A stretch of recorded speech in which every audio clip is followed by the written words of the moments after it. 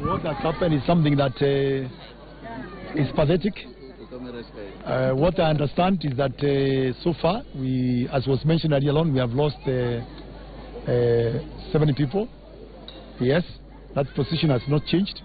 We have under 33 who are injured. These people have been sent to Daima Primary School. And I'm happy also to say that we have the Principal Secretary in charge of Devolution and Planning. Where is she? Yes, she's here. She's next to me here. We are going to provide some relief support in terms of food that we are going to do. We understand also quite a good number of people have been discharged, actually. As we talk now from Kano, where is Kano again? Kano is here, who is in charge of that team. A few minutes ago, there's somebody, a mother, that communicating, and we are trying to see whether we can trace that. Because she was speaking, but now she has sort of stopped speaking. So we'll not lose hope. I think to me that is cardinal. But even as we do this, what I've noticed, I won't tell Kenyans, is that when we say don't construct your houses next to the river, please don't do it. Particularly the professionals. And I'm happy that you have the National Construction Authority here, who are in charge of standards. What you need to emphasize is that standards must be maintained at all costs. At all costs. Because if you say you must maintain this distance, there are no two ways about it. In fact, I've learned that this particular building is one of those buildings, and the chief engineer is here, is one of those buildings which was marked for demolition. So we need to make sure that even as neighbors, when a building is marked for demolition, sensitize us, be on our necks, so that we make sure that that building is brought down.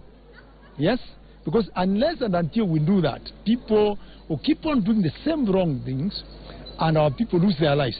That's our biggest concern, really.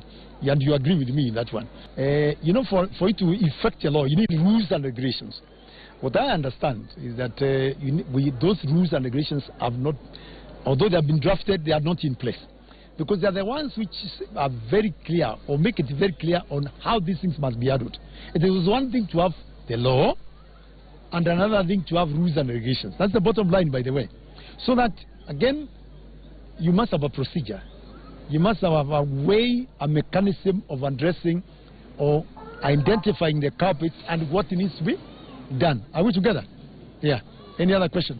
Was it just a moment? You're saying that 133 people are at Daima. Do you have an indication of how many more must have been are safe, bearing in mind that there are more people who are living in that building? Not really, because you are talking about 198 people. Yes, yeah, yeah, and there are 98 rooms, and yeah, we do not know exactly, of course, the specific number. No, you don't assume. Let me not assume. It will be premature for me to do that. We just have to say that the people who have been rescued to date, 103. So this is exactly what I said. I said that earlier on. If you look, we have a 2015 building code, again, which means a force of law, and we are going to implement that building, that code, building code. It's very important, by the way. Yeah, because unless you have a code, what do you observe? And you are right, because what I've been told about this particular building, when you get an impression that the way the metal which was put there, yeah, is very weak. Even the way the cement was mixed with sand, there seems to be some challenge. Again, this is where standards come in, particularly amongst professionals.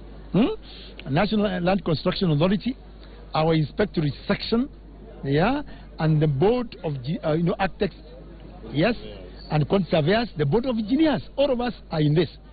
And I want to challenge them, really. When we talk about ethics, which is part of our constitutional mandate, we must be seen to observe ethics. Yeah? How somebody designs a building, needs a certificate that the building is complete, then within a few years, it collapses. I hope you see what I'm trying to say. Thank you very much, ladies and gentlemen.